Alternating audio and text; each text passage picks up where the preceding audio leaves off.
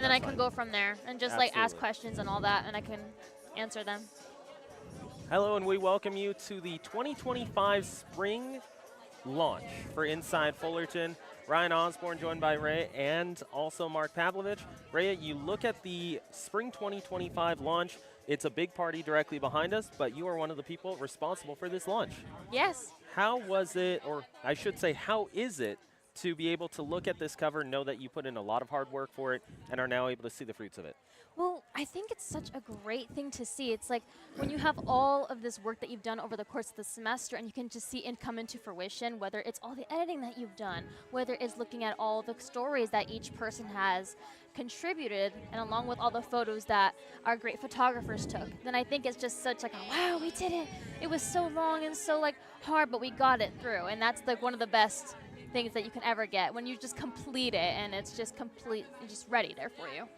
Now, I just need to know too, because I know you're the editor of social media. So when we call the launch, do we look at the launch for the magazine on a physical basis, or are we also throwing it online? So it's a multimedia launch, not just the traditional magazine launch. Well, yes, actually. As a life and cultural editor and also the online editor for the magazine, I'm usually responsible of not just only editing people's stories online, but putting the photos up on the website, allowing them to be scheduled at a certain time where it's timely, along with our other stories here. And I'm just able to contribute to the best I can with the team and with everyone that I'm able to do. And it's just great looking at everything. And it is a little time consuming, but I know in the end it's worth it, and it's amazing to see that once you have your magazine or the magazine already prepped and ready for you, then you could just roll it out and just roll it out and just keep putting it up out there. Now, when you put the magazine together, does each magazine have a theme? I mean, in most cases, when you would look at major magazines, it could be a political issue, it could be a sports issue. Yeah, you have the features in there for the magazine, but when you put the magazine together or help put the magazine together, did you sit down with other co-editors and say, okay, this is going to be the theme of this magazine? Or did you say, let's wait for all the stories and then use stories that run with a familiar theme? You know what? It goes hand in hand because you can have, like a couple issues ago, there was one we kind of want a political cover. It's more or less not just about the whole magazine itself. It's the cover of what you want to portray for the first people who see it and who will be looking at it. For last semester, I believe it was the nail salon one, where it was kind of like a little bit investigative journalism with one of our journalists, and she was going through interviewing people, going to UCLA and sort of like looking at their data history. But in our case, we decided to look at all the stories once they are finished, and we did have some like kind of a bit of difficulty trying to figure out which one we wanted to do, sort of, because it was between another story, and another story. So we went off with our Joteria in the very front cover because it just felt like it would be more colorful, more, I don't have the right word to describe it, but it would just be basically something to bring people together. Now, knowing that you were a competitive athlete, which you were, you played golf here at Fullerton College, and then I look at the arts because I've done both. I sort of look at the arts and competitive sports working hand in hand because in competitive sports, you want to be the best. Hopefully, you win something at the end of the day. If you don't, but you're the best, that's what you want. At the end of the day, for the magazine, you want the best, but you want to have that competitive magazine that everybody wants to read. So do you bring your sports attitude as an editor when you look at things for the magazine? Oh my gosh, yes, most definitely. As for the JACC contest and all the things that we do as a community college and along with other community colleges, the judges are the ones that are going to be looking at the magazines and are going to be judging which one has the most eye-catching, which is the best stories, whether it's called into the categories of entertainment. So not just myself, but other editors, including the journalists that are working on the magazine, are also contributing to saying, hey, what do we want the colors to look like? What do we want something to pop out? What is something that we want these judges in the future for the next JACC award ceremony to be looking at that can easily pick and pinpoint which is going to be the best. And it's not just also my mindset. I'm sure it's other people as well that also just be like, hey, we have to be the best. Even if we may not get the award that we want, but at least we put our foot in the door out there for people to recognize us as a community college. So you're in the world of journalism and you've worked in the magazine. So your next step would be what for you as a creative mind? Are you looking to do this for a living? Are you looking to do like I do with a lot of things as an elaborate hobby? Where does the world of education and journalism take you next? For me, I believe that since I am transferring to UCI for their literary journalism program, I would very much like to do sports journalism, maybe even news broadcasting. A little unsure about that one just because of the camera, but it's just something that you work yourself into. But I would like to do something as a career. I think my heart is more set on being sports journalism, especially for golf. And just watching the players, since I am familiar with the game, have played it before, and I can be very hand-in-hand and hands-on with not just other journalists, but also to be able to contribute to the journalistic world. You know, one thing I don't think I've ever asked you, because I listened to the way you mentioned certain things, I've never asked you, are you bilingual? You know what? I'm learning more languages now. Okay. I'm currently learning Spanish. I'm learning Navajo since I'm Native American. I'm learning Russian. I want to be a polyglot because I believe it's important to be able to contribute to a language and to be able to speak and connect with other people, not just on their first language, but on second languages too, because it makes you more be able to put yourself out there. It gets you more opportunities, and I want to be able to contribute that, just not for myself, but also just for my mind as well. So being a journalist and being a person of the world, which you are, which you just mentioned, I mean, you talk about words and everything. Most people look at words as an everyday factor in our life. They just take them for granted. Oh, we can communicate. But from a journalistic point of view, how powerful are words, and how often should we as society take a hard look at the words that we constantly use on an everyday basis? Well, I think it's really important because not only as a journalist, but also your integrity as a person. What are you saying to your audience? What are you saying to the person? Are you going to lift them up? Are you going to bring them down?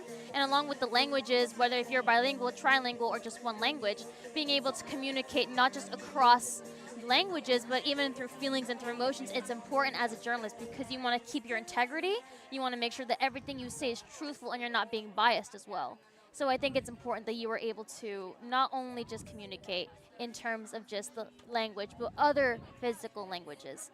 And I think that's important as well because more people will be able to, I guess, respect you and will be able to trust you. And that is one thing a journalist needs the most: trust, integrity, being able to tell the truth to people because that's what they want to hear. They don't want to hear biased, wishy-washy because a lot of people don't really trust the media. And it's hard because how will you be able to tell what's biased? How will you be able to tell what is not? How do you know if they're just being or not really caring or putting in the effort? So I think it's important as the upcoming journalists in this society to be able to bring up more of the truth in people and for people. And I've got to bring up the other point. I know when we look at the world of golf, we compare the LPGA to the PGA, and there's a difference in competitiveness and money-wise. In the world of journalism, at least as far as you've gone right now, is there that openness or is there that still closed-mindedness in media in general when somebody looks at a very articulate young woman like you? Is it still the business of the old white guy running journalism? You know what? I am not really sure how to really go about that because I guess a lot of people are changing, not only in just the media, but just the way on outlook on life. Because journalism just doesn't have to fall under the category of just print and magazine. Journalism falls under the category of YouTube videos, of TikTok, investigative journalism. You have people on Instagram that are able to portray things that they want to talk about. I know there's one girl, I forgot her name, but her name is like Mango something on YouTube, and she goes into detail, and it's like very investigative. She brings people to light, know about situations, whether that is about celebrities, real life problems, whether it's about the government, tariffs, anything like that. Journalism does not just fall under one category, and more people are beginning to speak out. Because journalism doesn't necessarily require a degree. It's more of the fact that you know what you're doing. You know what you need to put out there. You have to get all of your little things in one category, put them all together to promote one story. So when you look at yourself, you walk in the world of journalism, how has it expanded you as a person? As we all grow up, we get affected by those around us. So has your world blossomed? Is it that world that's the type of person you were, that you just wandered into every area and whatever you walked into, you went, wow, this is fascinating? Or were you that young person that, like a Ryan Osborne, the gentleman that was sitting next to you, very quiet, and the world of journalism has now opened the world up to you? Which one of those three were you? And no matter which one you were, what has journalism done to evolve you to another level? You know what? I'm already a person that looks at things and are already fascinated by them, whether it's about the arts, whether it's literature, or any other subject except math. But Except math. except math. But everything else, I think it's also, I was in the middle. It's like you see other people, you see the world of journalism, and you're just like, oh, okay. And you don't really think much of it. But as you are interested into journalism and you get that, you realize how important it is. Because you have the news stationers, you have the people in the magazines, you have the newspapers, and all these people that may not be calling themselves journalists but are in the sense, because they write, they hold something true not only in their selves but also what they believe in, what they also want others to see. And I think that's important, because I wasn't necessarily closed-minded. I was just someone that was not necessarily curious about the journalistic aspect until I got into it. Because I was a bio student before, and I love to write. And as soon as I sort of blossomed into like, wait, I'm not really into that biology. Why am I doing this for? Is it just for money, or is it just doing it just because it's a safe option? Mm-hmm. And journalism is in itself a hard field to get into. It's having grit, and also along with the connections and putting your foot out there. But I think it's the most rewarding thing to be able to see what you can interview, who you can interview, and to be able to just contribute to that part of the journalistic world. And even if you don't leave your mark in the way that other people do, you are able to do something and be able to have your name to something that you did, and to help contribute to not only just people, but allowing others to see the point of view that you have. You know, if you have the opportunity right now and you're listening to Rhea, who's a bright, articulate young woman, I can't get words out today, and you talk to her, because we've had the pleasure, Ryan Osborne and I've had the pleasure to interview you more than once when it's come to the game of golf, so we've gotten to know her away from journalism. But while she's sitting next to me, you can say to yourself, gee, is this what the classes at Fullerton College does for somebody who's got an inquisitive mind, who wants to look at the world a different way, who wants to say, hey, I got something to say. I'd like to talk about it.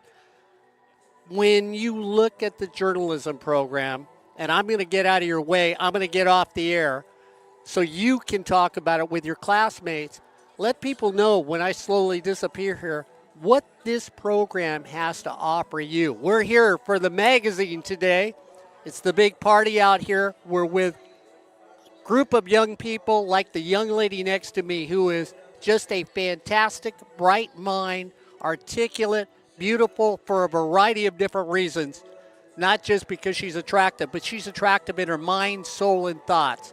And she'll be staying on the air with you to tell you more about the journalism here today, as Ryan Osborne's going to get me off the air, and we're going to bring some of your classmates on with you so you can continue. Thanks for letting me sit with you. It's always a pleasure. Thank you for having me. It's great to be able to talk about this thing, and I think it's really important to be able to get our other voices to talk about it as well. All right. I'm going to get off the air. I'm going to sneak out this side door. Ray is sticking around. She's going to keep this show going. And if you're out in the Fullerton area, stop on by for the magazine launch here on Fullerton College campus. Thank you. Thank you as well. So as we go about today, there are plenty of other people that are around here, especially my other editor-in-chief. Hello, Mia. But other than that, everybody's going around looking at things. We have a whole bunch of magazines here and about, the pizza that most people are coming for. But you know what? That's all right. And I think it's just really important that the journalistic world is being able to contribute and to talk about it. And hello, Ian. How are you? I'm doing good. I'm doing good. So how are you doing today? How do you feel about the whole journalistic experience? What do you have to think about it? It's been good. It's definitely new to me. When I first joined the class, I didn't really know what I was getting myself into, but I've been really enjoying it. It's been really great. All right. Hello, Andre. How are you doing today? Doing good. How you doing? I'm doing good. How's the weather for you? The weather is super hot, but we pushing through it. We got like about an hour left, so. That's perfect. So, have you always been interested in journalism? And I'm going to throw the same question back to you, Ian. Have you guys both been interested in journalism before? I'll have you answer first. What do you feel about it? Yeah. Specifically sports journalism. You know, it's always been my goal to like work in sports. I've always been into sports my whole life, so you know, being able to work in the field always seemed like awesome like idea for me and like a dream job, I guess you could say. So yeah, journalism has always been an interest for me, and like I feel like this class has made me like enjoy it and appreciate it even more. That's great. What about you, Ian? But the same question directed to you. Growing up, I never was into writing that much, but I always read a lot of like articles and just journalism in general. But I've grown to really like it, taking this class for sure. Yeah, I can imagine. It's like, what do you feel about just the moment in itself as in journalism? It's like, what are your opinions about it? Have you always been pretty close-minded about it? Have you always just been very more open to it? What exactly do you feel about it? I've been open to it. I just never thought it was something I could really do, Yeah. to be honest. Because like I said, I never really liked writing too much. I never thought it was my strong suit, but taking this class definitely has given me more confidence in my writing, I think, although I still think I could improve a lot, for sure. Well, of course, there's always going to be improvement, especially as you go about doing the magazine and you create your own pieces. You're able to put your foot out in the door. Now, Andre, I know that you said you wanted to do sports journalism. What do you have to say about sports journalism in general and just the journalistic experience? Someone being able to articulate themselves not only in words but in writing. How do you think you can go about that? Yeah, I think it's just being able to understand what you're talking about and you know, just being yourself, because I think everyone kind of has like their own, you know, unique style, and just being yourself and putting yourself out there and like like I said, understanding what you're talking about, and I think it's all gonna work out. That's perfect. Yeah, I totally get that. Now, as we go about today, what is one thing that you are excited for to showcase in the magazine? What is something, and this is directed for both of you, my friends, what exactly are you excited for in the upcoming rest of this launch? You know, just for everyone to see all the work we put in. I mean, we've been working all semester long, all of us. So, you know, it's exciting for us for it to finally be published and be out there for everyone to see. And, yeah, all the hard work's going to feel good now. So that's what I'm most excited for everyone to see our work that we've been putting in. Oh, yeah, most definitely. And how about you, Ian? What do you think? Honestly, the stories I did, I think my video was the one I was most proud of, just because video is... I think I'm better with video than I am with words in writing, so yeah, I was really happy with the video, but I mean, all the stories were really cool. Yeah. Especially like everyone's, like yours are really great too. I really like the gambling one you wrote, and the one about that basketball players. Uh-huh. So yeah, everyone wrote really cool stuff. It was all really unique. Oh, yeah. Now, when it comes to just being able to write and just allowing yourself to be able to contribute to a magazine or in anything that you do, you guys say that, you said at least, that you are feeling you are more able to do better when it comes to videos. Do you think that multimedia is a form of journalism as well? Oh, yeah, for sure. I think journalism isn't only just like writing on a paper. I think it's like, yeah, video, audio. It's like it's all like media, I think. Yeah, what about you, Andre? Do you feel that journalism in itself is more than just words on a paper? Do you think it could just also be videos as well? No, yeah, I definitely agree with him. I think journalism expands far more than just, like you said, a paper and a pen. I think there's like, you know, photojournalism. You could tell stories by pictures, by videos, you know, documentaries. So yeah, I think definitely journalism expands way more than a pen and paper, which is what I think some people look at journalism as.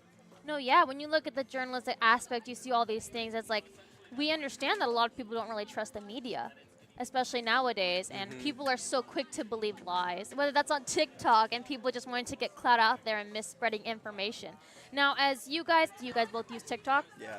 So I what? do, yeah. I don't. So Really? no, I don't use TikTok. Why? I Yeah, get. how come? Well, for me, I am very much someone that gets too sidetracked with, and I lose hours at a time. Oh, yeah, that makes sense. But from a standpoint of us being journalists, what is something that you hate seeing on TikTok on any form of video-ish platforms that can talk about society or just politics or any other thing that people want to shed to light in? What is something that allows people to just feel like they're not really getting their story told or just be able to mistrust the media? Is that one of those things that people kind of gets people turned off by it, you think?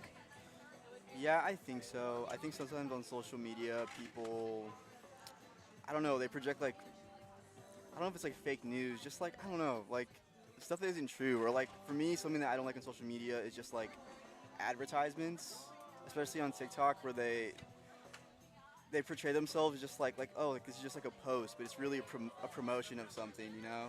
I don't know if that really answers your question, but that's something No, that that's totally good. Yeah. that kind of annoys me. It's something that definitely annoys people a lot of days because everybody wants to have that ad free, especially on YouTube. Yeah, But other yeah, than yeah. that, what do you think, Andre? No, yeah, I agree. Like, I guess to answer your question, like something I don't like seeing on social media is like false information or trying to make like a narrative of something that isn't. Like, I guess like this pertains to like I'm trying to talk about sports only, but like this goes for everything. Because what I've noticed in sports is like sometimes the media ask like a player or a coach like a question like they know like they're trying to set them up, I guess, to say something bad and like put a bad image of them out there. So yeah, I just don't like when the media does that. But then at the same time, I also understand like that's somewhat part of their job, to get the clicks.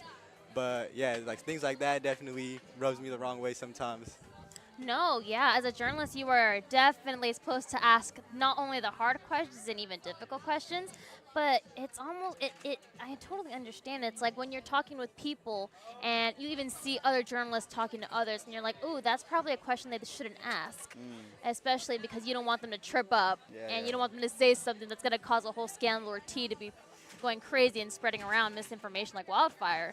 Now, as journalists, as you guys both were learning over the course of this semester, what is one of the things that were taught as a journalist, not only just in the community college itself, but as the entire thing goes about how to act as a journalist? What is the most important things as a journalist? What is something that you can take with you now wherever you go to the next step of your life? That's a good question. Um, well, for this class, I think like just like working with a team, I think has been a lesson for me, and that's something that I could definitely like carry with me into my future career, whatever that may be.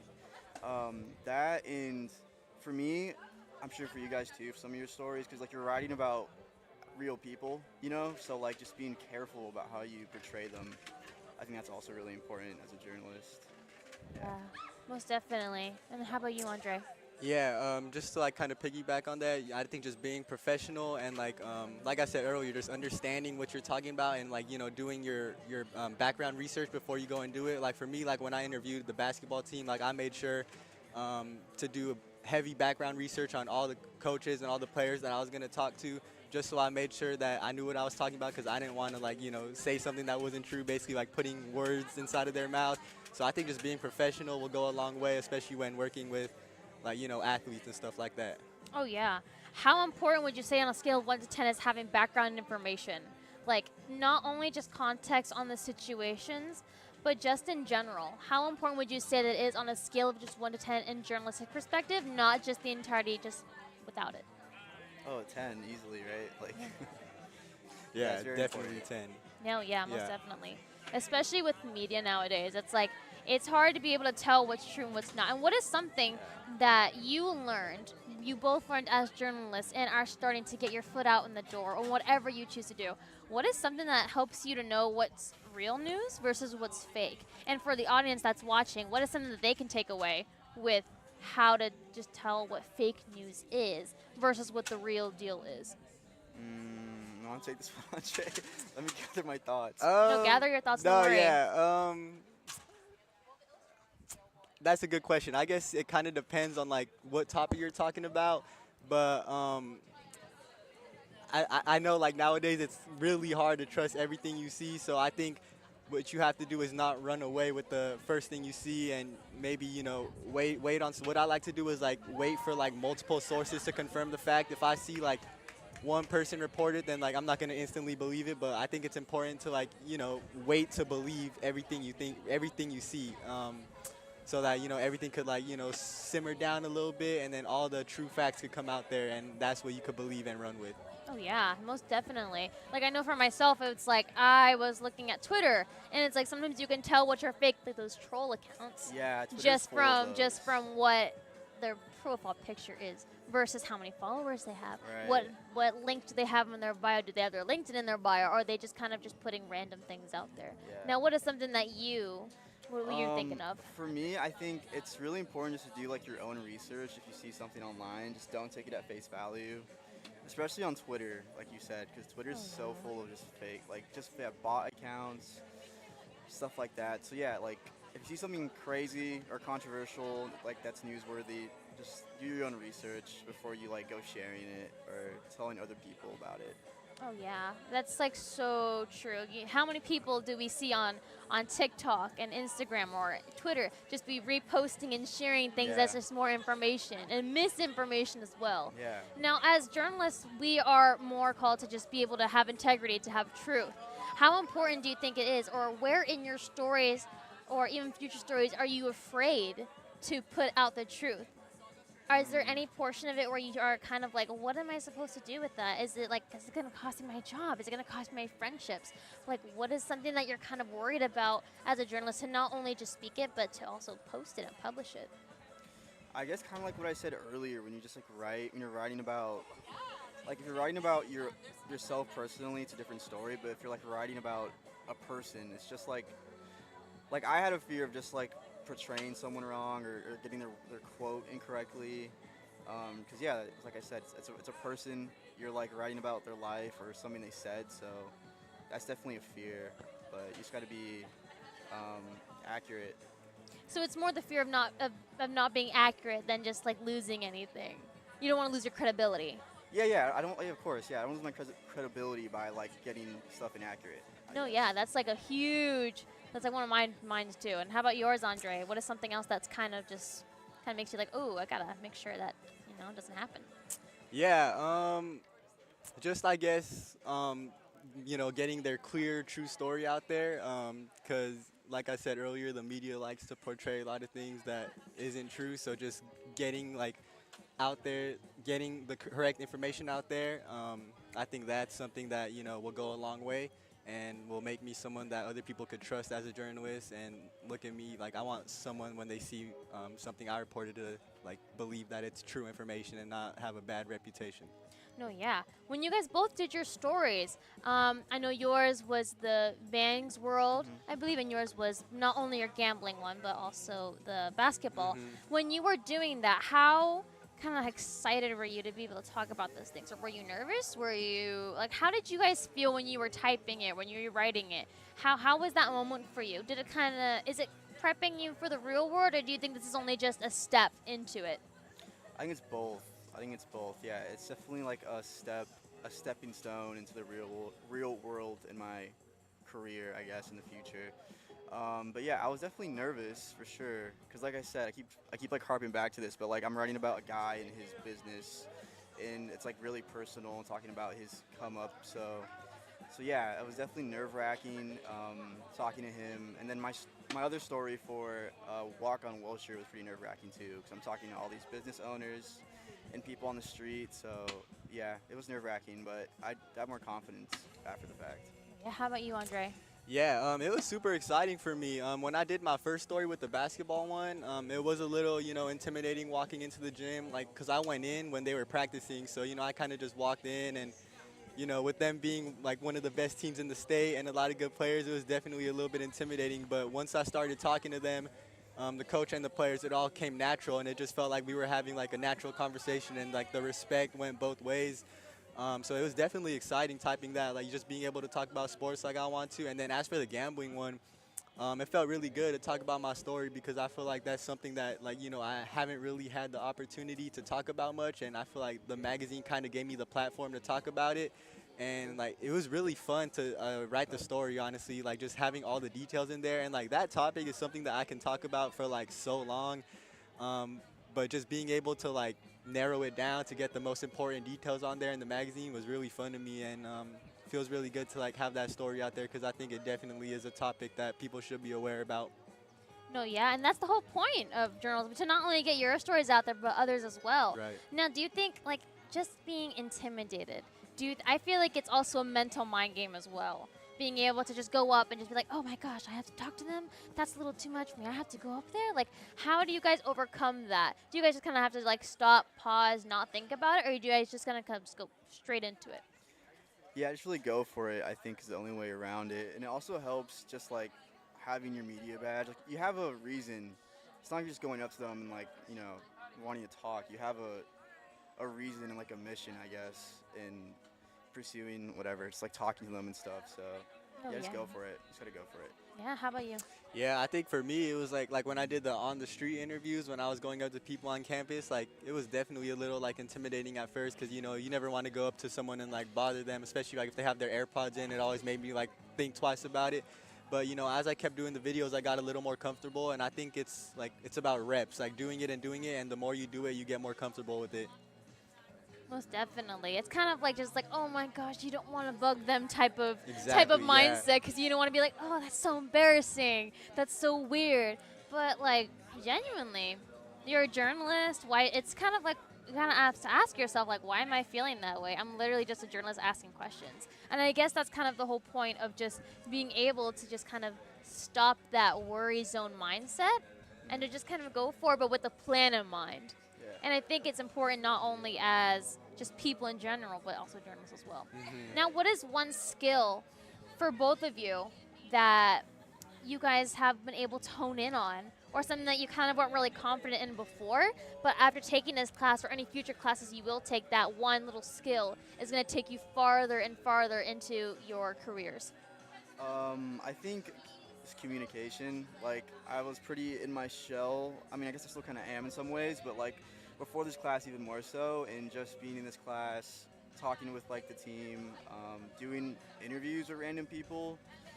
That would have sounded like insane to me before, but now that I've done it, I feel more comfortable doing it. So I think that'll definitely help me down the line for sure. No, yeah, and you, Andre, what do you think? Yeah, I think just being confident. Like I think this class like raised my confidence level a little bit because this was like the first time I've actually like went out there and done it. Like I've always talked about how I wanted to do it, but this class gave me the opportunity to like go out and do it. Like when I interviewed the basketball team. So like when I left that interview, I remember leaving there kind of thinking like, okay, like I can do this, like I could do things like this. And when I finished the story, made me feel a little better. So I think this class definitely helped me like build my confidence and like kind of show me that I'm capable of doing this. No, yeah, and even as you guys are both talking now, you guys are very articulate in what you're saying. At first, it must have been kind of like, ooh, a little nerve-wracking. But again, as one of you both have said, as long as you are continuing the conversation, and it just feels like you're just talking to somebody, and that's basically what it is. Sometimes you have to be able to just talk to the person, see the person as they are, and not necessarily feel like you're just grabbing them just for information, because that's not necessarily what you're supposed to do. Now, what is something that you kind of felt in either any of your stories or ones that you want to do in the future that you're kind of like, okay, maybe I should fix that little thing about myself as a journalist so that we doesn't come out wrong towards anyone? Right. Or even you, Andre, Yeah, how do Andre, you? You take this one. And it is a bit of a difficult question to kind of comprehend, but I think it's just something really important just for other people to understand. No, yeah, like I said earlier, just being like accurate and making sure that you're doing the a good accurate research and going into some interviews, like knowing what you're talking about, truly like understanding what your subject is, because it's going to be hard. Like obviously like your interview's not always going to go super smooth. Like you're going to have to, as a journalist, change up your questions a little bit, change up your flow, So I think just having a good idea of how to like, what's the word? Like, Adapt. adapt to like the interview. I think that's definitely a good skill and something that I've learned this semester as well. No, yeah, that's so true, especially when you're out there in the real world and you're going to have to be interviewing people, whether on the spot, whether you're a news anchor, a broadcaster, or whichever you guys want to do. And it's like, how do you go about that sometimes? And I guess what I'm going to ask, but how would you say for people that are not very articulate and are able to voice their opinions and their expressions in words rather than vocal, do you think that they should take this class, not only just as itself as a journalist or just being able to communicate, but for someone that just like is not very articulate? Again, or wants to be able to communicate more, not just by themselves, but to other people. Do you think that just being able to take this class or any journalistic class in general be important for them? Yeah, 100%. 100%. I think, yeah, no matter what, you'll come away from this class improved in some way, in some aspects, and especially communication or just like having confidence, being more articulate, because yeah, like you have no choice but to improve No, and yeah. just talk to people. There's like no way around it as a journalist. You have to talk to people. No, yeah. And how about you, Andre? Yeah, I definitely recommend this class. Like even if you don't like writing, because I've told other people like this class gives you the opportunity to just like work with cameras. You know, our third story is multimedia, and for all the stories you could really work with cameras. Honestly, if you want to do your own photography, so I think like Ian said, like you'll come away from this class with something, like whether that's communication, camera work, writing skills, like anything. So I would definitely recommend this class for anyone to take. No, yeah. And what is something that you guys can both think of as not just journalists, but again, as for yourselves to make your content or to even more of your stories more I'm not sure the right word for it, just more being able to be more engaging for other people? What is something that you both learned just not only in the multimedia portions of this class, but also just writing to be more, out there? Yeah. What separates you from other people in your writing? Yeah, in your writing. I don't know. It's hard to say. I feel like I'm still it's too early in my writing career to really say, but I feel like you just gotta like be yourself. Just write about what interests you, and I think that's what's cool about Inside Fullerton is that everyone's writing about stuff they're into, and they allow that with the magazine, which I think sets it apart from its contemporaries with other magazines. So Oh, yeah, just write what you know, but also don't put yourself in a box. Like write about other things that you might not be interested in. So, Yes. yeah. I think that's so important, especially for a lot of people. Most people just want to check the box that they're into, not really to explore Right. what they really want to do. And how about you, Andre? How do you feel about that? Yeah, I think he brought up a great point. Like Inside Fullerton really does give you the opportunity to write about what you want. Like and anything you pitch, like they're gonna work with you and make sure that you're writing about what you want to and are passionate about what you're writing about.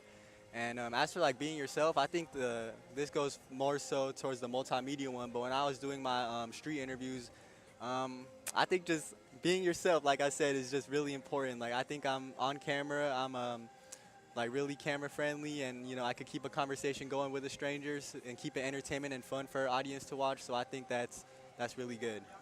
Now, when you are both talking with people, and it's happening to me right now, I'm running out of questions. I'm running out of people to talk to or talk about. Yeah. But like, what is something that you can think of just in itself as to sort of not sort of get burned out when you're talking, especially with other people? Like, how do you come up with more questions, I should say?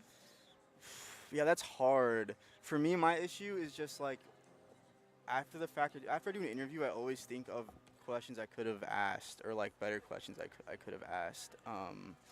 But yeah, you just gotta go into it with a plan, and I think it's something I could be better at too. Just like making up better questions on the fly. But yeah. Oh yeah, most definitely. Especially when you're like talking with other people, and especially for you, Andre, if you're gonna be in the sports journalism, whatever you want to do, it's gonna be kind of like you have to have the knowledge of the game. You gotta ask people questions on the Exactly, fly. yeah. How is it hard for already to do that, or do you kind of feel like you're getting there slowly but surely? Yeah, I think that's why I said earlier it's really good to have that background knowledge because it gives you a deeper vault of like possible questions that you could answer. And I think also like going into like, kind of piggybacking off their answers and remembering kind of everything they say, like that could give you more opportunities to get more answers out of them as well. Now, what is one piece of advice, not just for yourselves? Oh, all right. But you know what? This is the final question for any one of you guys. How do you guys feel just about this portion in general? Like, does it feel weird just being able to, get on it?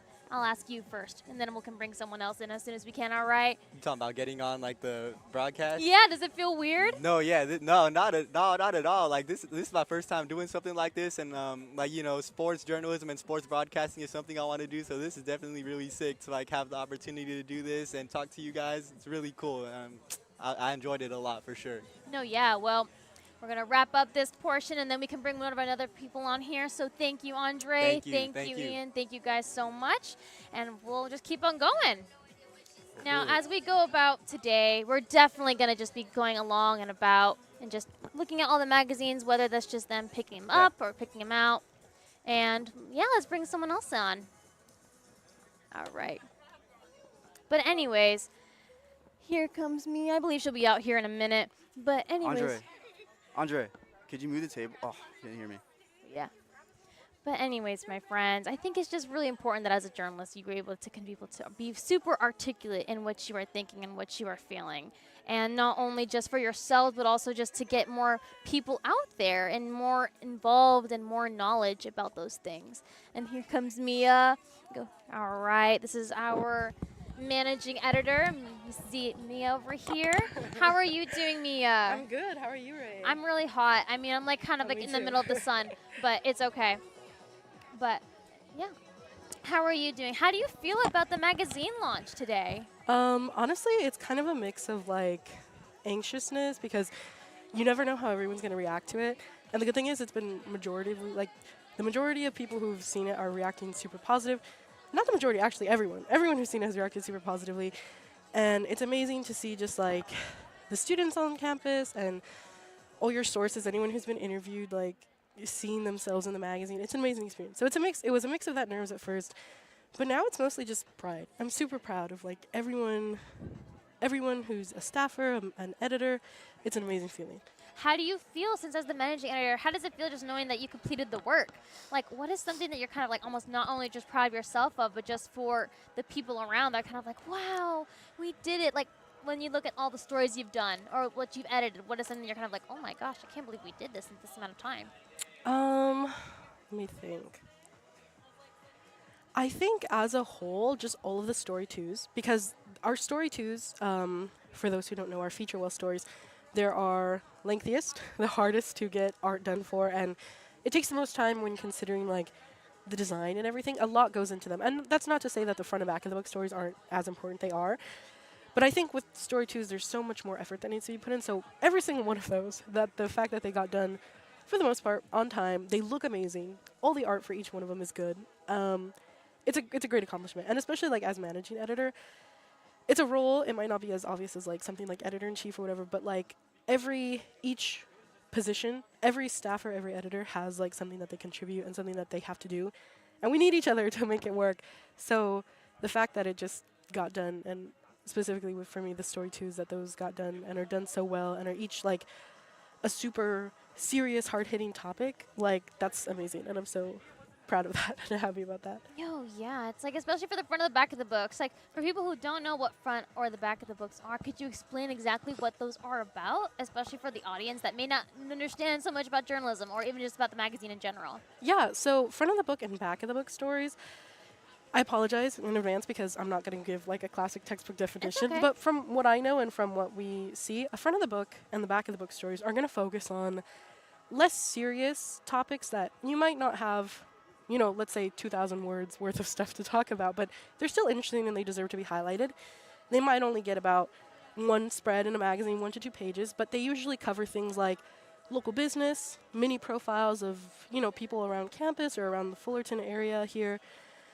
It also covers any smaller topics like fashion, culture, many things like that, whereas something like a feature well, which is our story twos, or who are you know, in the middle of the book, are going to be about more like in-depth, are going to be much more in-depth and are going to cover like typically maybe a more newsy, serious, they're going to come from that type of angle. So I guess the best example I could think of is, you know, for this semester, my front and back of the books were a fashion roundup. So it might not be the most hard-hitting, serious topic, but it's fun. And a lot of people like to see the models and they like to see the looks that we put together for them. And then my back of the book was all about like a small how to have a political conversation in today's super polarized climate. Oh my gosh, yeah. And I didn't write anything for feature well this round, but last semester I had done like an in-depth kind of talk about plus-size fashion and what my experience with that was. So that's sort of an example where I think you can kind of see the contrast between those two stories. They're both super interesting, I think, and front of the book and, you know, feature wells can talk about super amazing things at the same time. Just one is going to go a staffer is going to go a little more in depth in it, and it's definitely going to be a longer read. So No, yeah, especially for when you are in a magazine, you're also just being able to contribute not only for yourself, but also as editors, as someone who's publishing them, make sure the stories and the pictures are in the right places, in the right Yeah. spots, getting the right quotes. Now, for an actual magazine, I know they always do one for every season with Yeah. a shorter amount of time. Do you think that this is just a great way to be able to sort of get a better understanding of how a magazine works, or do you think this is kind of just like basically like more fun, more something to just get your journalistic expression out there first before you start to get there? I think it's a mix of both, honestly, because before I attended Full Call, I had actually written for a student newspaper in high school, and I had no idea about how a magazine functioned. And I mean, you see movies. Like a lot of people have seen like Devil Wears Prada and stuff like that, and they Yes. think they have this idea like, oh, some super crazy like um, editing staff, and then you have like everyone working, scrambling, trying to get stuff done, and it's a little like that. It can feel a little like that at times, with the pressure to just get everything done on time and meet your deadlines. But for the most part, I think it's a good mix. There's lots of moments where everything feels so fun, and it's like I get to write about topics that I love, and I can feel supported by the other staffers and by the editing team as well. But I think it teaches you so many skills, and it teaches you the ins and outs of a magazine. And I think it's just like it feels like how a professional magazine would handle it too. There's not like we take things just as seriously inside Fullerton, and we have fun doing it though. So I think it's a good blend about just having your journalistic expression put out there and writing, but there's also that serious element, learning how the magazine functions, because even if you're not the one necessarily designing it, we still learn about all of that. And even if you're not the one who's like taking the photos for your story, like we still have at some point in the semester teaching how to photograph, how to do video and photojournalism. Like you learn so many different skills and all about the ins and outs of how a magazine works. There's really so many details that you need to pay attention to, so it's kind of impossible to not learn about those and ignore Oh them. yeah. Especially when you're dealing with what stories you need to assign to people. And can you describe not only just for the audience but also just for yourself how kind of like is that nerve-wracking just being able to like listen to all the stories, listen to be able to like what they want to do, but also picking out what is gonna fix that time crunch and get it in a timely, orderly manner.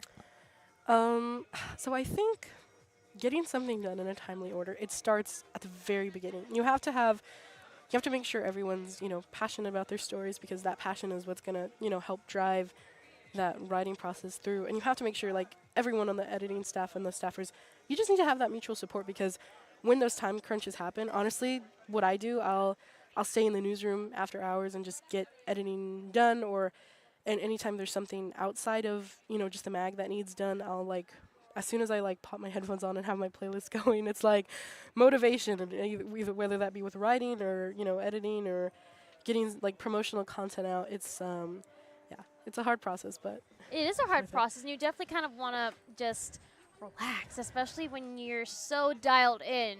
yeah. You want to be locked in with what you're doing and make sure you're not making any errors, even though you're bound to make one at some point. But it's better to make mistakes now than in the final print. Definitely. And you have to go back, you have to tell the editors or the other people, like, hey, we kind of got an issue right now. Yeah. Now, has there ever been a time, or not even just in this semester or last semester since you were present there, that you were just kind of like, oh my gosh, we have to fix that portion, and you thought you had it done, but you didn't? I think it was just this semester specifically, because it was my very first time as an editor. This is my first semester as an editor. Last semester I was just a staff writer, which is how all of us start. All of us start that way, But yes. when we started when we first got our first view of the spreads, and I think your initial reaction is just excitement, because it's like, it's here, this is the design, it's laid out. It's such a cool experience to see your stories on paper. And obviously, that's not when it's done. There's so many other steps that come after that. And, as we're going through looking at the spreads with our wax pencils, looking for any errors, the moment that you find one, it's like the most tedious and annoying thing ever. It's necessary. We have to find those mistakes. And we have to fix those mistakes, of course. Oh my gosh, yeah. But finding them, it's like the most terrible feeling ever, because, you assume that you're locked in and dialed in and that you got everything done, because seeing the text itself, you can look for as many typos as you want. And, my advice to anyone who might be editing for another mag or who's thinking about joining Fullerton, inside Fullerton, and maybe getting an editor position, you will find mistakes. It's pretty much inevitable, and it's as much as you want to avoid it. Like, there's always going to be one small thing, maybe comma here, missing comma needed there, or take it out. There's always going to be something minor or major, and just prepare yourself for that. And I had to prepare myself for that. So, but yeah, you fix it and you get over it, and it's good. I know, but can you imagine, like for me, I hate, especially in my own writing, I hate when I have to go like a Grammarly and I have to get through all of the Grammarly stuff.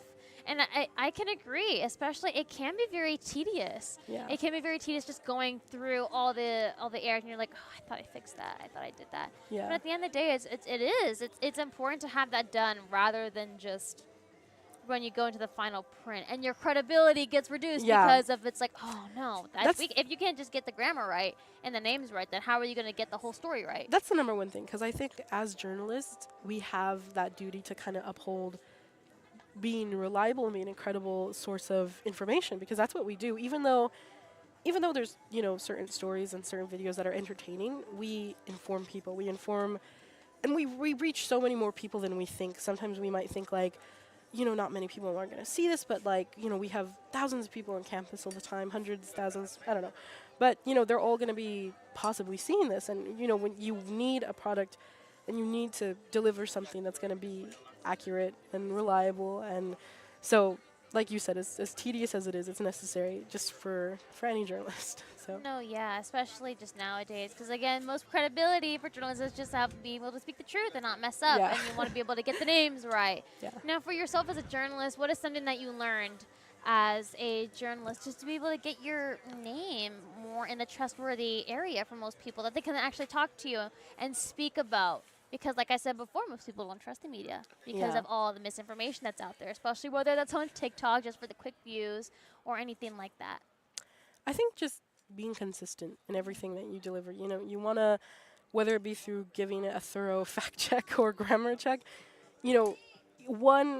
as much as we don't like to think it and as much as we don't want to say it, I think one mistake can cost you, like, maybe your image or maybe how people perceive you. And so you need to just make sure you're on it every time, because it's very easy for people, I think, to lose their trust of someone. And that applies to not just like journalism, but like, your personal relationships and connections with people. You want to make sure that you're always, on it and delivering your best every time. And not necessarily your best, but just being factual with everything. Because, when it comes to like maybe a personal essay or something, that's all your opinion. And not many people a lot of people want to argue with your opinion, but it's not something like with facts where those have to be correct every single time.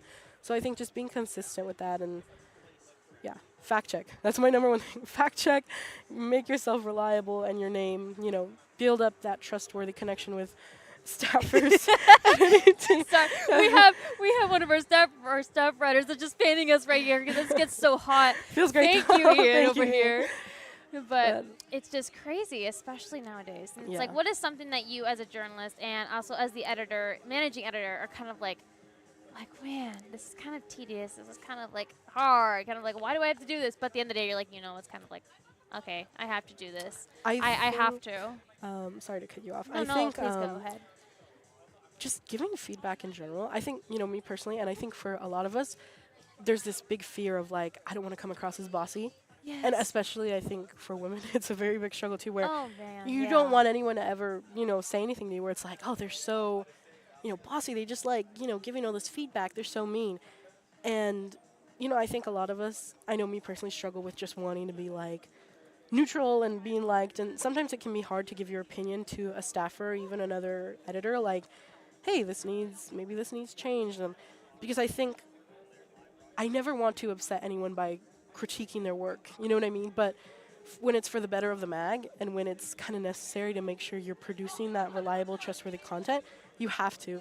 And it's honestly one of the hardest things for me, because I remember my first semester as a staffer, getting that feedback, I felt so crushed the first time, because, my first draft, I was like, oh, this is great. I put so much work into it. and then you see your document and it has like comment after comment after comment. Oh my gosh, and it's like you get shut down. But but like it's also like how can you tell people like what's the difference between constructive criticism Well, versus just nitpicking? I think first of all you have to realize when it's either your advisor or your editor who's giving you those comments, it's never from a place of personal like critiquing or trying to bring you down.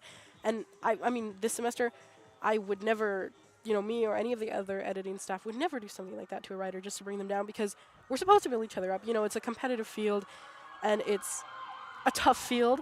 So, we just want to make sure that we're bringing each other up. So I think that first it starts with when you get the feedback, you have to keep that mentality like they're not trying to purposely bring me down.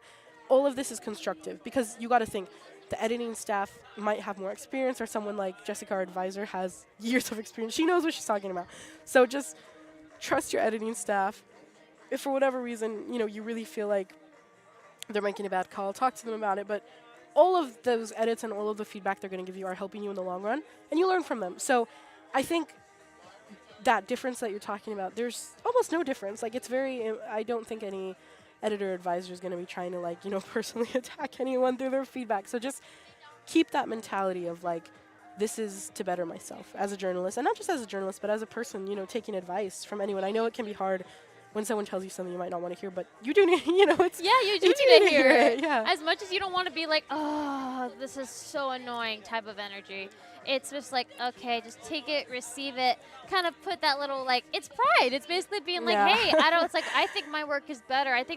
What am I getting this criticism for? Yeah. But again, constructive criticism is best, especially for the magazine, and then what's best for the magazine, as you have said before. Yeah. And it's important to just kind of, like, differentiate between what you want versus what you think is good versus someone that has the experience and also knowing what they like. Yeah, don't let your ego get the best of you. Trust me, do not let your ego get the best of you, because, we're all here doing the same thing. We're all journalists, we're all writers, and we all start from somewhere.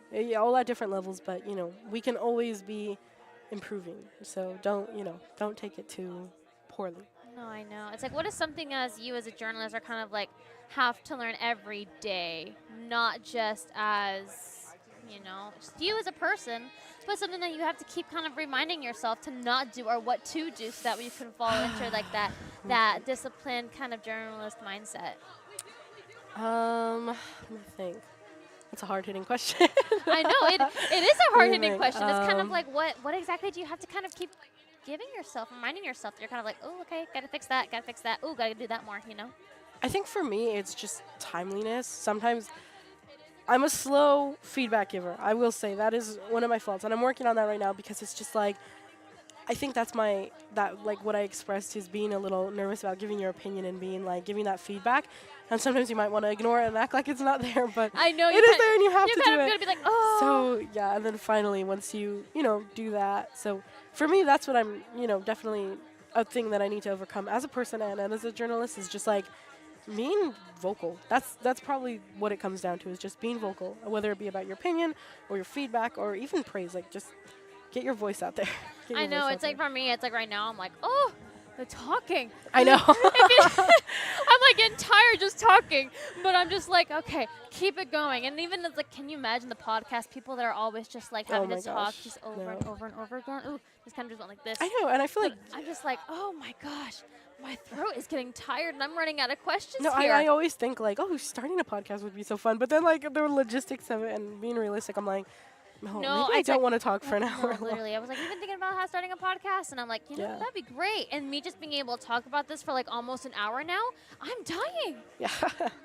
But yeah, for you as a journalist, what is something that you want to continue doing as a, as an artist, as an artistic person? What is something that you want to kind of carry on with you, just from not this in the magazine, but just as your career in general?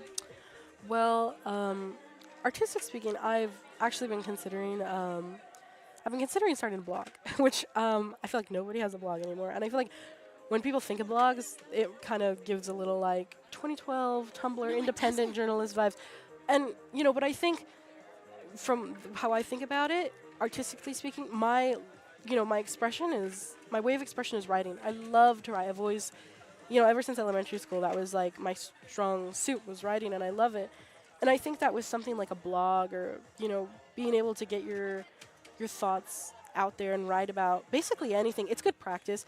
and it gives you, it lets you develop your voice, which I still feel like sometimes I struggle to have. Like I think every journalist is going to have a very specific voice and the manner that they write in, and there's some people who have a very like distinctive style, and I think that's what I want. I want to be, that's kind of my, I guess, artistic kind of opus that I want, where it's like, this is Mia Zakatenko's voice, and I can recognize it, and that's the dream, you know, whether it be through a blog or journalism, even something as simple as a blog.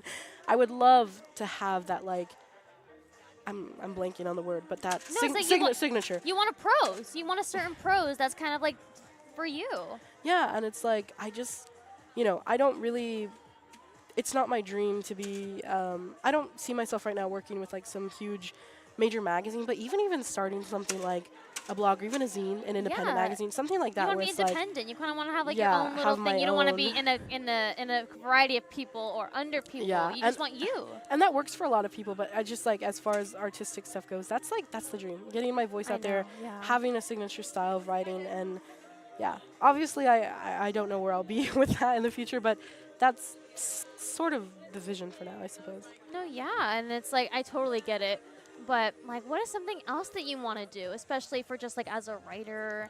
And like you said, you want to start a blog, and a lot of Yeah. a lot of people nowadays really kind of are getting back to the blogs, it's because it's like either for nostalgic reasons, Yeah. or just because it's much better. And I think like, what is something that you want to do, as not just for as a blog, but what else that you're kind of like, I really want to do that, but not sure about, but like I really want to do that. Well, I'll go specifically like professional wise. Yeah. I want to teach. I want to teach, and I'm on the fence between either. It's gonna involve writing no matter what. So I'm considering, you know, either going towards teaching English or someday teaching journalism, because, you know, if I can't get my foot in the door as a professional journalist, it's not gonna be something that crushes me, because I've had my opportunity with even Inside Fullerton. Like, that has felt very professional enough. You don't even know it's a student-run magazine, but the level of dedication and work that it takes, it's so up there with, like, you know, and it's an amazing production and an amazing mag. And I think that if I didn't get my foot in the door in a professional setting, that's not, you know, going to be heartbreaking to me. And I would love to teach it, because, you know, honestly, my first journalism teacher when I was in high school, that was like life-changing. And I knew, like, this is something that works for me, and I love the writing and, you know, developing a journalistic voice. And so I would love to be that for someone too, where they're like, oh, you know, my professor, you know, Mia Zakatenko, like, totally, you know, made me fall in love with journalism and made me fall in love with, you're basically being like a public servant and informing and entertaining people. So, you know, it's something I would love to do. So. No, yeah. And I guess it's like, what is something else that you kind of want to do? Sorry to interrupt, No, guys. yeah. You know you've been going for a while and want to give you a break, so Andre is going to swap in with you so you can hydrate. Perfect. Yeah. Oh, yes, And then we're going to get our next guest in here. Okay, so. perfect. Perfect. Well, thank you everyone for listening to us babble on about all these things. But we'll see you guys in a minute with more people. All right. Yeah. Thank you. Bye Bye. guys.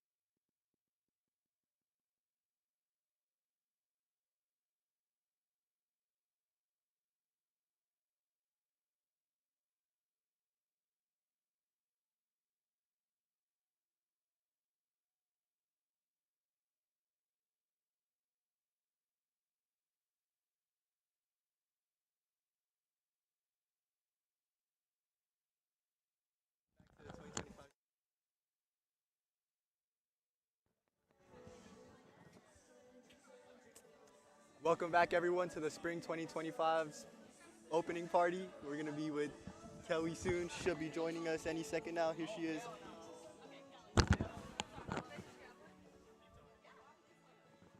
Got Kelly coming up right here. Here she comes. You ready?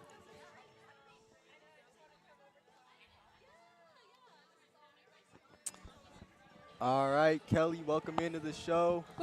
Sorry. You can hear me? Yeah, I can hear you. All right, welcome into the show. Welcome into the show. We got Kelly here. Hi. Hi, how you doing today? Pretty good. It's kind of hot right now. Yeah, how you hanging in there with the weather? We got, I think, about 30 more minutes left to go. You doing good? Yeah, Just Yeah, got yeah. staying hydrated right now. Cool. So we'll ask Kelly a few questions about the magazine this semester. So, have you always been interested in journalism, like growing up, or is this kind of something that you just got into this semester? This is something definitely that I recently got into. I'm majoring originally in public relations, and when I was doing like the whole scheduling, like building my educational plan, my counselor recommended me doing journalism, and I was like, okay, like that sounds interesting. So I started doing the journalism, and recently I obviously joined the magazine, and honestly, it's been pretty fun. Like I didn't expect myself to really fall in love with this because I'm not really big on kind of like writing, but it kind of opened me up to like wanting to write more, definitely. No, yeah, definitely. I was the same way too. Like when I joined the magazine, it was kind of something that I was like hesitant about in a way, and I was like I don't know. I've never wrote in a magazine, but it's definitely, made me enjoy it and appreciate it a little bit more. So what were the two stories you wrote on, and yeah, what were the two stories you wrote on? So the first story that I did was hair tips for summer, like just summer in general. So like how to maintain the frizz, how to like wash your hair, like how long of a time should you be not washing your hair and stuff like that. So like I was interviewing a hairstylist here at the salon Amridge downtown Fullerton. She's my hairstylist, and she kind of gave me like a rundown like of all the tips and everything. And so like that was really fun to do because I didn't really expect myself to, like I said, kind of go above and beyond to trying out new things. So, actually going out and interviewing people was kind of like fun. I was like, okay, like this is something that I could probably see myself doing a lot more in the future. And then the second story was about relationships and like situationships, because I had a couple of friends that like had different types of relationships. I had one who was in a situationship, and I had one that that didn't really enjoy being in a situationship, and I had another friend that enjoyed being in a situationship. So kind of getting like their point of view of like their dating and like how they date and stuff like that, like their relationship health and stuff like that. So like it was kind of really fun, and like getting to get deep down into like the really hardcore stuff about like dating life and stuff like that. So it was kind of pretty fun getting like a rundown of that and stuff like that. Yeah, we'll start with the hair salon story you did. So, what background research did you have to do on that one, if any? And how did you just kind of go about that story? Like, what was your process from start to finish? So, I mean, thankfully my editor, she was able to give me kind of like a rundown how she wanted, like like how she expected me to do it. So really just me having to find like an actual professional person to do it. And luckily my hairstylist, who I always go to, she was very open to wanting to do it. And so she was able to give me like different types of hair products to use and like hair techniques, like what to do like when you're going to the beach. So like conditioning your hair prior to going to the beach so it doesn't like doesn't get frizzy, or it doesn't get like tangled as easily. And like so like she was a pretty big help in such as that. And then like honestly just kind of me going like searching like as well, like in general, like just searching like on Google and like other magazines, like what they like offer and stuff like that. So kind of just like researching in general, like all over the internet really. And then your second story, it's definitely a pretty controversial topic. What made you want to do a story on that? I guess you kind of said a little bit about that earlier, but maybe, expand on it a little bit. And how important of a topic do you think is it, especially in today's world? I mean, I definitely think it's a very controversial thing. I do feel like a lot of at least more of Gen Z, they feel they don't really want to commit to a relationship. They really don't like the labels of like, oh yeah, like boyfriend and girlfriend, but they still want to do like the activities of like basically like taking you out to dinner and stuff like that. But I just feel like a lot of it has to do with just the world in general. Like right now, like it's obviously not the like financially, like it's not like the best situation ever, and like situation in general. And like I know there's a lot of people that prefer like being taken out all the time, or like stuff like that. So I feel like a lot, and like I think a lot of too, just people feel like they're just scared to get rejected. So like that definitely like plays into a part of it.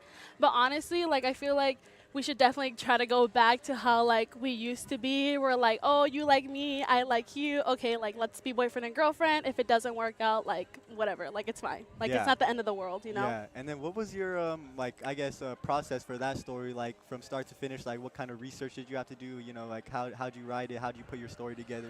So definitely, I had to interview like my friends, like kind of get a rundown of like their whole timeline of like their relationship, and then also too getting professional like advice from a life coach. So I was able to track down a life coach here in Fullerton, and she kind of gave me like a rundown, like, oh, like definitely for sure, like something that you want to always like put out there is like what you want in life. Don't settle for something for someone else. Like don't settle, like always have a standard, and like even if that person doesn't meet that standard, like don't feel like it's the end of the world. Like there's, like I said, there's like plenty of fish in the ocean. Like, Exactly, you yeah. know, like don't be stuck up on one person. Like, yeah, it's gonna hurt a little bit because, you know, you kind of put your emotional self into that. But definitely branching out like as a whole in general, like just is like a better idea. Like really just like yeah, you will be rejected, but like you probably saved yourself that time that Exactly. from being wasted, to be honest, because Yeah. like, you know, we don't want your time being wasted really. And then for your first two stories, what would you say is the biggest skill or takeaway you took away from it? Writing. Writing? The writing part, really. I mean, I enjoy writing sometimes, like on my free time, but like getting down to really like focus on one specific topic was really kind of like hard to do, but not really, because like you kind of get like already like an outline of how you're gonna do it, and then it's just kind of more like fixing it and tweaking it a little bit to make sure that it correlates easily. Yeah, and then let's move on to your third story. So what was your third story about? So my third story is about we're doing a podcast. The first episode is actually already on Spotify, so if you want to check that out, it's called Feelings Unpacked, and I'm the co-host with, as well as Bella. We are co-hosts for the podcast, and we mainly talk about like mental health. For the first episode, we talked about mental health in like school, so mostly like kind of getting like a rundown of like what causes burnouts, like what we can do, and like getting experiences from students itself, because, you know, like it is like a thing, like a normal thing that, you know, people go through burnouts and stuff like that. So like we got a nursing student from Cal State Fullerton to come in and like give us her like rundown, like, because obviously it is like a very tough program, you know, because you definitely, and like also too, she has to balance like going to school and then going to work, and then as well as having a social life. So like she was able to kind of give us like her own personal experience like through that, like how she balances that, and like she was able to give us like a lot of good advice, like how to like manage that as well, because obviously it's not that easy. So like that was really cool to like kind of like just talk and like get a rundown of everything. Yeah, how did you like the podcast, and did you have any prior podcast experience before this? I did not have any podcasts prior to this, so I was definitely going in new, but it was definitely fun to learn. It was not that hard, honestly, especially when like you have a lot of help from like the teachers here and like other people. Like it's honestly easy to like get a hold of it, like, and everything, like get it done and stuff like that. Yeah, what's the biggest thing you took away from that in terms of like podcasting? Like what's a good skill to have a good podcast that, you know, people will tune into and listen to and, you know, not get bored easily? I think it's just kind of like having like a regular conversation. It's just the only thing really is that it's being recorded. So like honestly, just feeling comfortable, like, because at the end, like, yeah, you're just having a conversation, really. So just kind of getting comfortable, really. And, like, don't really focus too much on being recorded, because, like, then that's when you're like, oh, like, am I supposed to look at the camera or, like, something like that? So just honestly, like, pretend like the cameras aren't there and just have, like, a normal conversation. And honestly, just, like, don't feel pressure to, like, say certain things. Just kind of flow with it a little bit. Like, if they, like, don't stick to, like, just, like, questions back to back, kind of, like, tweak it a little bit, like throw in some improv questions to like kind of, you know, get more detail out of it. And how important do you think it is to, like, you know, have that, do some background research, just like you said, so you have, you know, enough questions and you're not running out of questions? How important do you think as a journalist is it to, you know, have that background research so you have a deeper vault of questions you could ask? I think it's definitely very important, because, you know, you want to get as much detail as possible from, you know, your source. So kind of just improving and like kind of like making it as you go, because I mean, if you, like I said, like if you stick to a script, like it can only get you so much, and obviously you want to get the most out of your source. So like, you know, kind of just like doing a little bit of context clues, like, okay, she's talking about this certain topic, then let's emphasize. Let's get down deep into like what that topic is and stuff like that. Yeah, and as a journalist, again, sticking to that same topic, how important do you think it is, 1 through 10, to make sure you're getting all the correct, accurate information out there? The best way really is to kind of like record, like always like record like on your phone, like a voice memo or something like that, so like you can always backtrack. And then also too, making sure that you have the consent of the person, because you don't want to record without them acknowledging, and then they're like, okay, like I never really said that, like I never said that you can record me. So kind of just letting them know like, hey, like is it okay if I can record, just so I can have accuracy, like just to make sure that what you're saying is what I'm hearing, and what you're saying is it's correct. So you're not like tracking back like, oh, I didn't say that, and it's like, oh, like no, yeah, you did say this, and it's like right there at this exact number. Yeah, and how important would you say it is to, making sure that you're putting the correct things out there, because you never want to put out fake information out there as a journalist. It could ruin your reputation, and you obviously want to keep that good reputation. So, like, how important do you think that is? I guess. It's definitely very important, because like you said, it does. If you do catch yourself like not writing accuracy, you do kind of lose your credibility as a journalist. So like the number one thing is, even if the person doesn't really feel comfortable being recorded, at least let them know. Kind of like what. Sorry, I'm like kind of like spacing out. Kind of let them know that like, oh, like I just want to record it just for accuracy purpose, to make sure that what you're saying is clear and we're not fabricating anything at all. All right, and last question as we wrap it up here. Would you recommend this class for anyone else to take, and why? For sure, I definitely recommend it, because like you said, like even for me, I never really imagined myself writing articles. It was a fun experience, especially if you're wanting to write something about what you love, and if it works well with what the theme is of the like magazine, you should definitely like put it out there, get your own word out there, let people know what you have to say, really. Awesome. Thank you so much, Kelly, for the time. Yeah. We're going to bring... All right.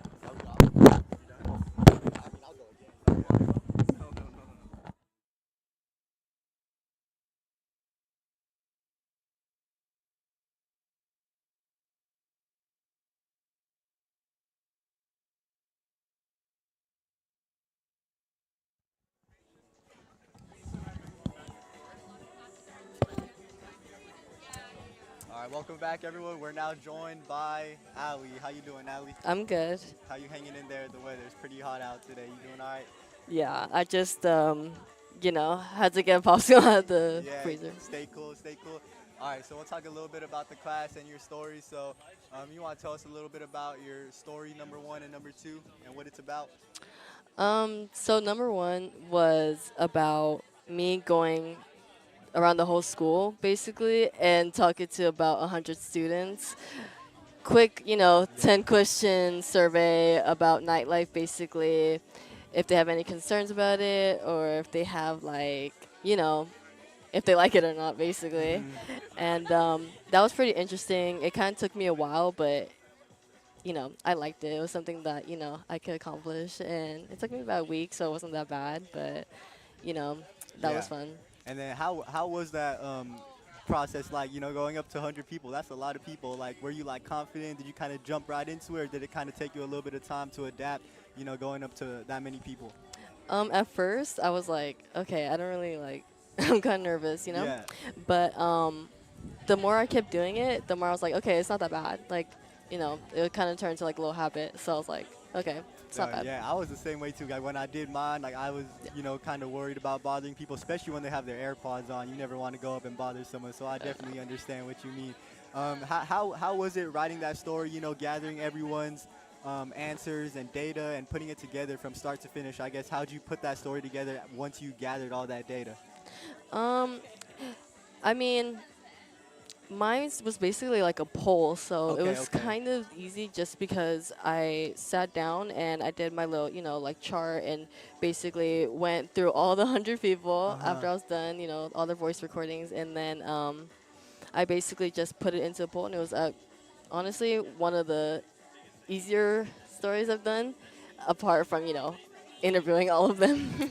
Yeah, and then based on all the polls and data you've taken, what were the biggest takeaways from that, like based on people's answers?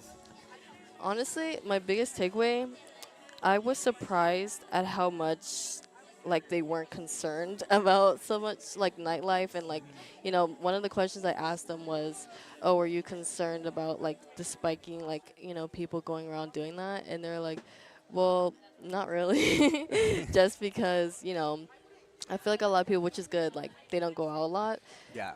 and just focusing on school and stuff. So that was good. I was expecting. I don't know. To be honest, I wasn't expecting that. I was expecting a lot of party people. Hey man, yeah, I feel like they were probably lying, right? They were probably some of those probably lying. Second, They wanna look good for magazine. exactly, exactly, yeah. And then your second story, tell us a little bit about that one. What was it about?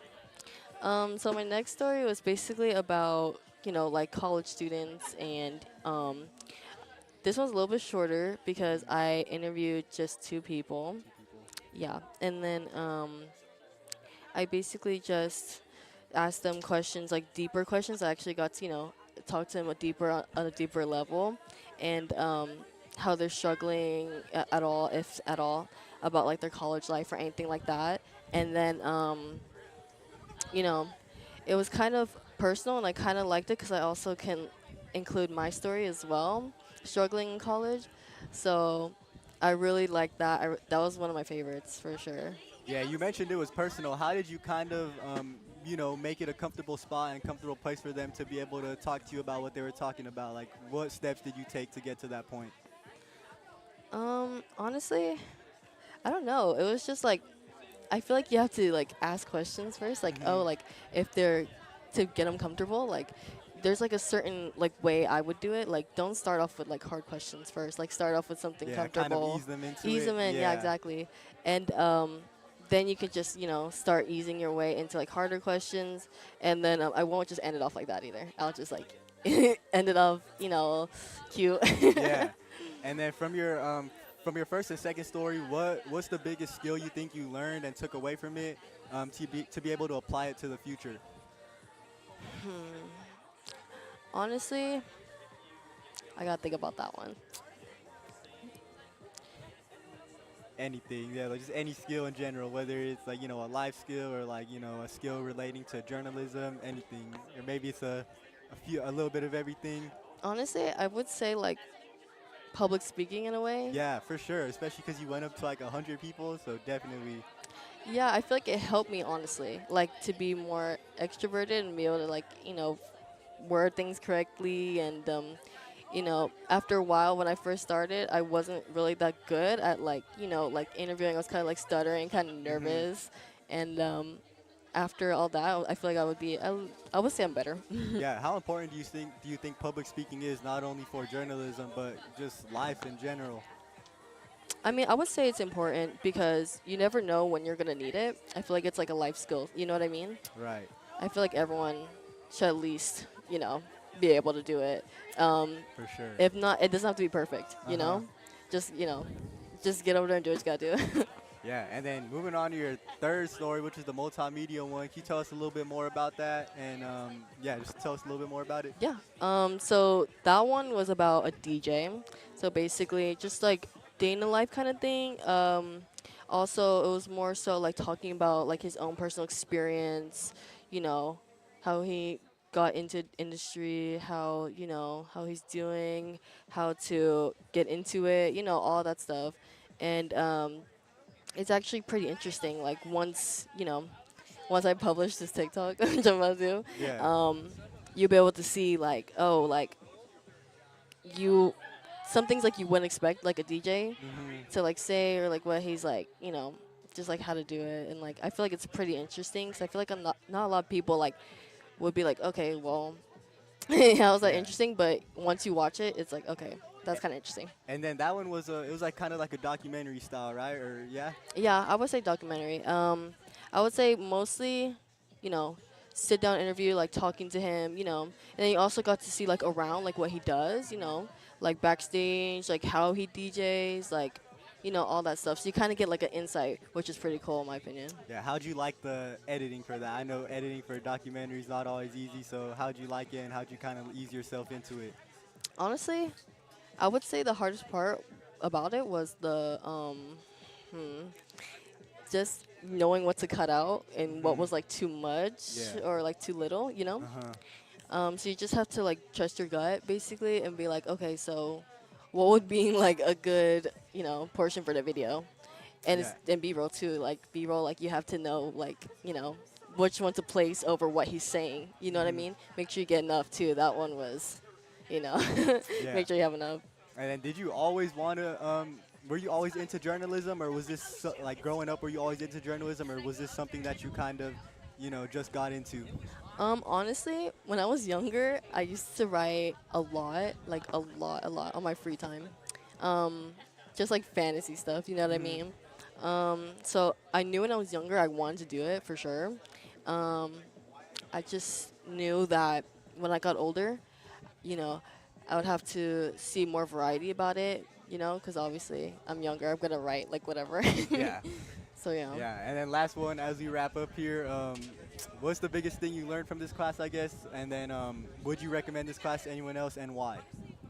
The biggest thing I learned from this class was, honestly, I would say like teamwork, to be honest. Yeah. Like I liked that everyone was like willing to bounce off each other, give each other like ideas and stuff. Right. I honestly really liked that. I felt like you weren't alone. You know what I mean? For sure, yeah. Yeah, and I like that. And I would definitely recommend this class to anybody that's looking into journalism or like anything about journalism at all. Because I feel like the class not only just like because when I first like before I started, I thought we were just gonna like sit down like write the whole time, not Yeah, like a bunch same, of like yeah. you know like recording, like learning how to use the camera, editing. Like I didn't know it was gonna be any of that, which was like honestly like a great surprise. I love that. So I'll definitely recommend it for that reason. Yeah, it's definitely a versatile class that gives you the opportunity to work on what you want in many different ways. So we'll wrap up right there. Thank you so much for the time, Thank Ali. you. Thank you. Thank you. So I'll take over here for you guys for just a little bit. And once again, we are at the 2025 Spring Launch Party for Inside Fullerton. My name is Ryan Osborne, joining you here for just a moment as we're going to rotate some students in just a couple of seconds. Again, Ryan Osborne joining you from Hornet Radio. This is a big celebration for Inside Fullerton, as every single semester they get the opportunity to be able to release a brand new edition of Inside Fullerton. If you don't know, Inside Fullerton actually started as a yearbook way back before the 60s, and in the 60s it turned into the modern day magazine that you have today. So for Inside Fullerton, each and every semester, they get to release a brand new edition that is brought to you by the students. The students produce it, the students are able to write about it. Everything that you see inside the cover, and now on the cover as well, is produced by students at Fullerton College. When I speak about produced by Fullerton College students, I mean including the printing. The printing is done by the printing department here at Fullerton College, so you have all the journalists directly behind me as a part of Inside Fullerton who are able to do the articles, who are able to do the design stuff. They are able to send it out to printing and get it all done and printed and ready to rock for the newest editions of Inside Fullerton. So over to my left, I'm going to be joined by Jessica and Ian in just a couple of moments. Ian, I'll turn you up here, and Hi, Jessica, everyone. you are on the air as well. So Hi. we're talking about the fact that everything in the magazine the students are able to have a hand on, which is something that is completely unique to California in my personal experience.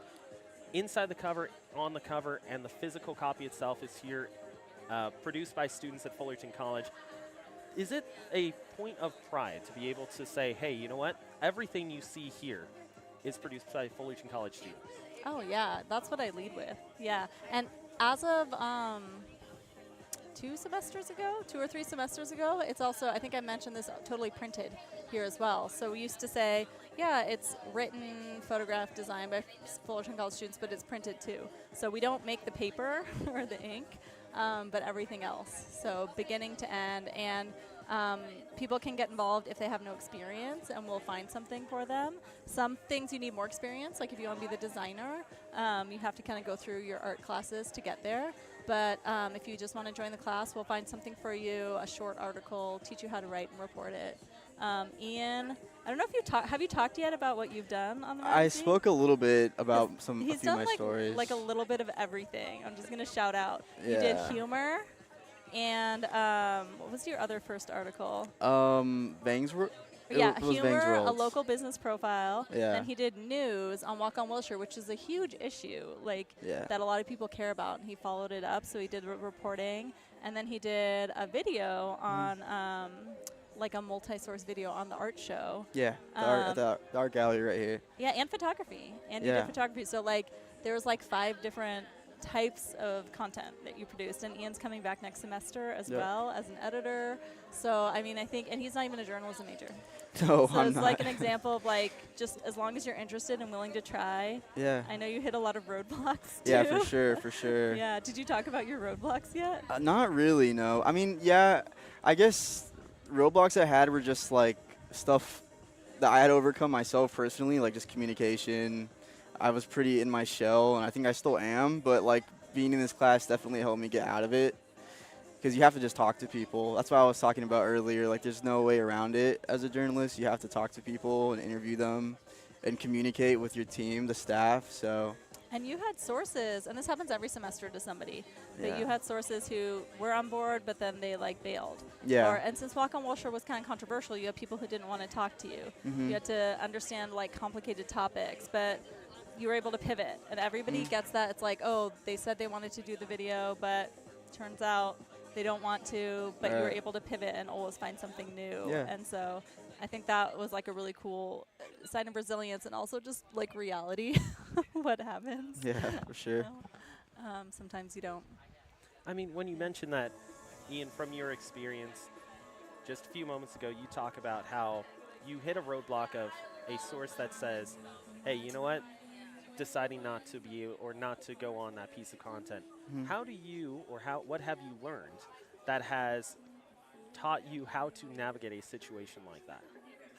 I just learned just to not get too bummed out about it and just always have a backup because yeah, it was definitely a bummer because I was really excited about my initial idea for my video story, but it just was what it was, and I pivoted to another idea that didn't really work out, so I had to pivot again. So yeah, just be resilient, like Jessica mentioned, and just always have a backup.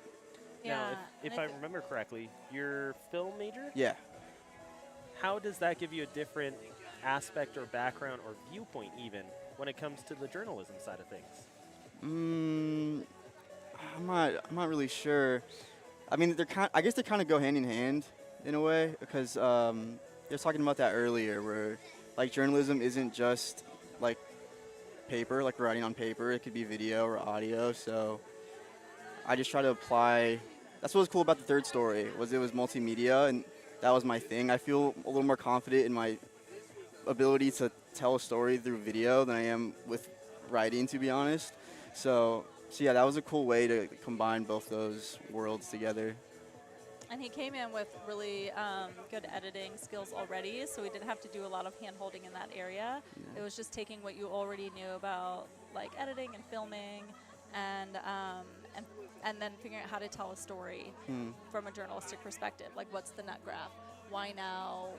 What's the angle? You know, Right. kind of getting all that in there, and then also getting to use our equipment. Like, we have pretty cool equipment. Yeah, that was And, really fun. Yeah, you got trained on a whole new set of cameras. Yeah. Learn even more next semester, Mm. leveling up. Ryan, I think it's 1:15. Sounds I good. think we're going to have to start wrapping it. That's okay Yeah, with me. yeah. So we do want to thank each of the members of Inside Fullerton who have joined us. Big thank you to you as well, Yeah. Ian, for being our producer. Yes. Also- Oh, yeah. That's like the sixth Yeah. thing we've Yeah. done. No, thanks for the opportunity. It was really fun. Absolutely. And we also want to thank Rhea and Andre for joining us and kind of hosting the majority of the thing. Yeah, did great. We do encourage everyone to go out and check out this brand new issue of Inside Fullerton. As you see here, brand new releasing today that you can go out, look. Where can people find this edition? So there are blue boxes all over campus that we'll be filling up with it. And eventually we'll be bringing stacks to kind of the main offices around campus and local businesses. So this week our staffers like Ian will be distributing it around campus. But yeah, check out the blue boxes. And you can always come to the 700 building, 708, that's our newsroom. And also go to fchornetmedia.com. which is the website for both the Hornet and the magazine, and you can find all the content that's in here. It's already digitally published on there. So if you aren't able to grab one, if you're not in the area, you can find it there. And on our social media at Inside Fullerton and at FC Hornet, you can see Ian's video. You can see all the multimedia content as well. Awesome. So again, we want to encourage you, check out the wonderful work that these students have put in and have been able to produce for you. Go out and check it out when you have the opportunity. So for everyone here on the broadcast, for Inside Fullerton, for Ian, Jessica, and myself, Ryan Osborne, you have been watching the 2025 Spring Edition of the Inside Fullerton Launch Party.